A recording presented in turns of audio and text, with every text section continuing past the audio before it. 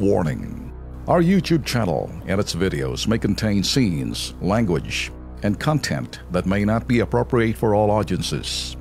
These videos include surveillance footage, undercover pursuit of suspects, actual police and rescue operations, and fearless confrontations.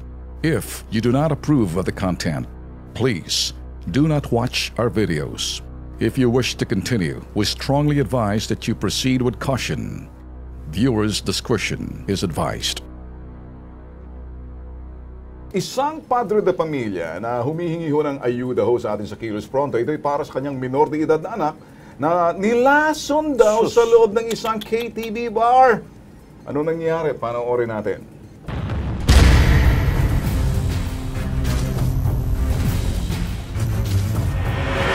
KTV to, minor de edad. Bakit pumasok sa KTV? Putok sa buho, may pananagutan ng KTV. Naintindihan mo? Opo, bali yung KTV. Hindi dapat pinapapasok ang minor de edad sa KTV ng KTV na to. Pigil man ang emosyon, hindi pa rin maitatago ang pangungulila ni Joel Vitonio sa kanyang 15 anyos na anak na si Chera May.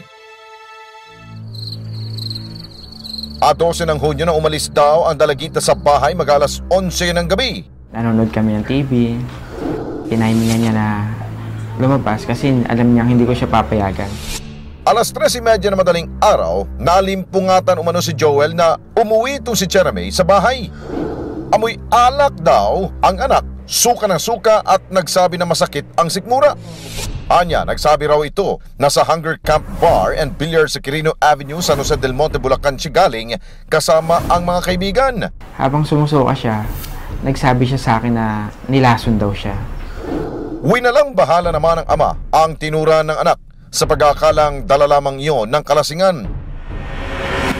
Kinaumagahan, matamlay pa rin daw si Chera May pero nakahigop na ito ng sabaw. Sa pag-aakalang bumubuti ng lagay nito, iniwan nila ito sa bahay pero laking gulat nila pagbalik na lupaypay na ang dalagita at bumubula ang bibig.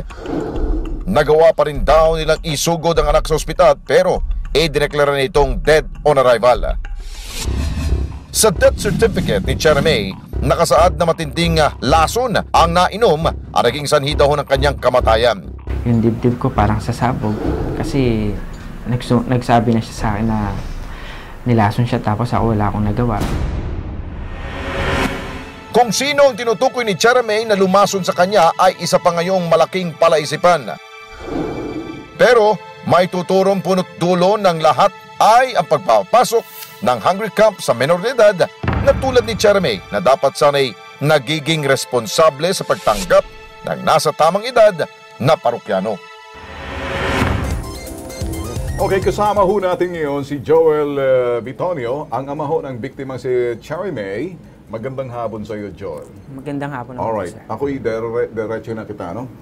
Ito ba dito yung mga pulis na nag-iimbestiga, sinasabi muna na kinakailan pa ng autopsy? Opo, sir. Kailangan niya daw po ng autopsy na resulta. Sino doon sa mga pulis na nagsabi nito? Si Jacqueline Salvoro po. Ito sa women's desk. Opo. Alright.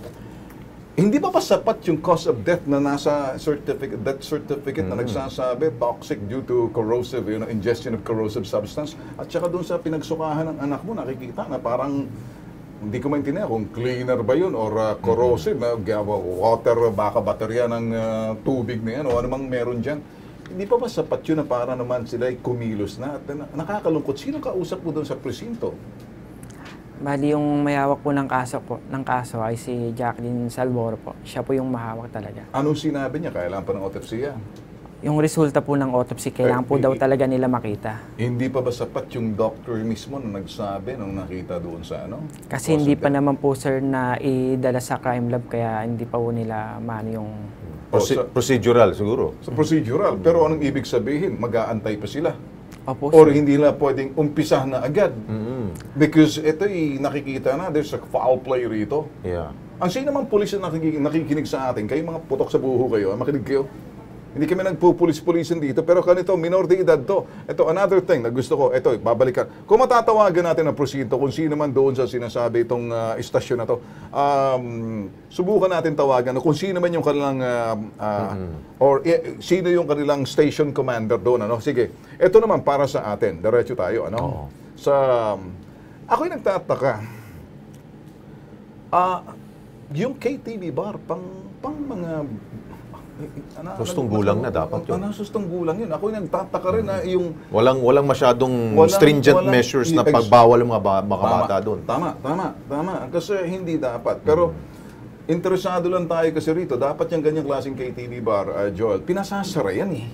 Hindi dapat binabayaan na pinapapasok kung sino doon. Di ba? Hindi tayo titigil kasi una, kino-contact pa natin sila, ano? So, in the meantime, diyan ka muna, ano? Kasi, Meron lang akong gustong tanong sa kanya, Ben, ha? Joel, di ba nakausap mo pa yung anak mo bago siya nalagutan ng hininga? Opo, sir. Anong mga binanggit niya? Sinabi ba niya kung sino mga kasama niya? May nabanggit pong pangalan, 3. Oo.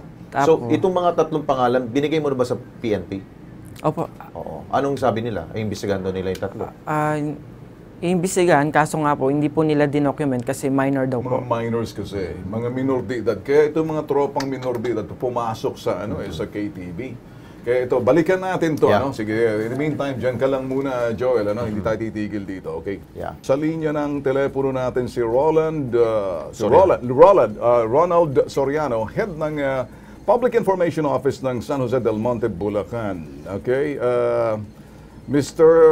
Ronald, magandang hapon sa'yo. Magandang hapon po sa inyo, sir, at sa inyong mga tagapakinig po. Alright. Kayo ho yung PIO ho ng munisipyo? Yes, sir. Yes, sir. Alright. Sir, gusto lang namin paabot sa inyo, itong bar na to na tumatanggap ng mga minor de edad, yung what is this? Hunger camp. Hunger camp. Ito ba'y... Hunger, sir.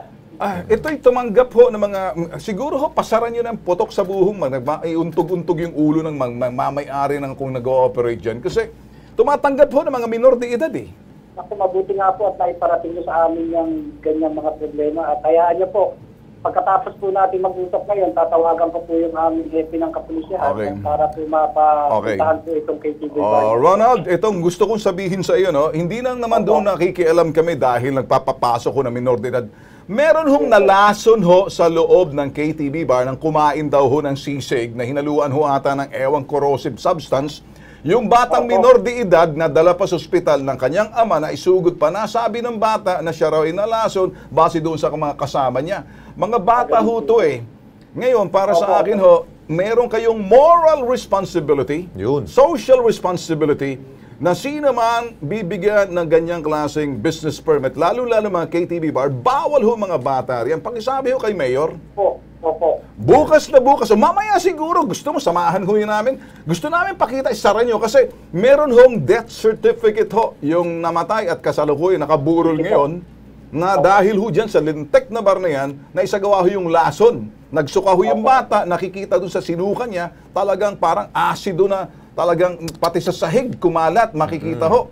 Ang mga pulis naman ninyo dyan ay mga bugok. Okay? Kung bugok ang mga pulis, kayo naman parang medyo nagkulang. O siguro baka nakalusot lang sa inyo to. Pwede ho ba? Pwede ho ba? Pakiayos to. Kailan ho natin pwedeng masilip yan para maipasara na yan kasi tumatanggap ho ng mga minor de edad? Ay ngayon po, itatawag ko po kaagad din sa ating hepe ng pulis at papacheck ko po sa BPLO yung ating yung permit po nitong KTV bar. Alright, sige. Okay. Sino naman to? May-ari. Yung may-ari, nandyan? Okay, hello. Wala. Pinatay. Yung tarantadong loko-lokong may-ari, yung tugin kong ulo mamaya, painom ko sa iyo mamayang... Tanong natin kay Ronald. Ronald, sino bang mayor ng San Jose del Monte? Ano pa, sir? Sino pong mayor ho? Sino pong alkalde ho? Mayor Arthur Robes po. Arthur Robles. Robes. Robes. Paki-relay na lang po yung concern ho. Dahil kawawa naman itong pamilya dito. Ito, tinatawagan namin nga pala, Ronald, ano? Binabaan kami ng telepono ng kumag na yan at pakisabi lang yung mga pulis ninyo kumilos na rin dahil ito'y foul play to nangyari. Pakisabi na rin doon sa inyong police station na kung maaari, manghimasok na yung women's desk dahil mga minor de edad to na mag-imbestiga na. Kung maaari, dinadala ko na rin ito sa pamamagitan ng programa, itong Kilos Pronto, diretso kay Mayor, para si Mayor, mapagsabihan yung pulis doon sa women's desk, asikasuhin naman. Imbestigahan mabuti. Imbestigahan, kasi hindi ho to, kung ito nangyari sa ibang bansa, kikilos agad yung mga pulis. Hindi rin sinasagot nung si PO3 Sharon Garcia. Ito, maganda siguro, painumin siguro sa kanya yung corrosive na. Pakisabi na lang, kung maaari, ha? Ayun, aasaw kami ha, Ginoong Soriano. So samahan ba namin kayo para isara ninyo yung putok sa buhong hunger camp na yan? Sige po. Opo. Kailan namin kayo sasamahan? Mamaya. Magpapadala ako ng mga cameraman para makita ko na mayroon kayong sinasabing pangil na talagang ipatupad yung batas. Tumatanggap na minoridad. Ha? Tawag nyo sa amin, ha? Okay? O sige, okay. Sige, thank you. So, okay. Okay sa iyo, nakikita mo. Okay, tutulungan ka namin kasi hindi tayo titigil dito. Dahil unang-una, Lex. Yeah. Ako sasabihin ko, kayong mga nasa women's desk, lalo ka ng PO1, ano pangalan? PO1 Soriano? PO1, yung kung sino man yung nagsasabi ro na ayaw sumagot sa atin. Yung PO1 na yun, ito'y sasabihin ko sa inyo. Makinig kayo. Garcia. PO1, PO3, Sharon Garcia. At yung hepe mo, baka natutulog kayo sa pansitan, nakilos pronto na kayo. Huwag nyo kaming imbitahin, pumunta riyan dahil makakatikim kayo. Kumilos na kayo pronto. Dito pa lang, pinaalam na namin sa publiko, nakikinig yung Region 3 Director ng Region 3. Pakisabi lang dyan sa lugar na yan, yung women's desk, umayos na kayo. O nakikinig sa Campo Crame, bahala na kayo, ha? Wag nyo daanin sa shortcut yung investigasyon. Kailangan mo malaliman para matukoy yung natin kung sino may gawa sa pagpatay dito sa anak ko ni Joel. Ako naman, Lex, alam ko, hindi papayag dito si General Bato sa mga ganitong klaseng kung minsan, dahil busy sila, baka akala siguro ng mga natutulog sa pansitan ng alang katorya-torya dyan sa police station. Ako, Sus Mario Josep, sasabihin ko sa iyo, Joel, ha? Okay? Tutulong kami sa inyo. Kailan leaving anak mo? Bukas po ng umaga po. Sige. Okay? So, magagawan kami ng hakbang para sa iyo. Sige. Sige.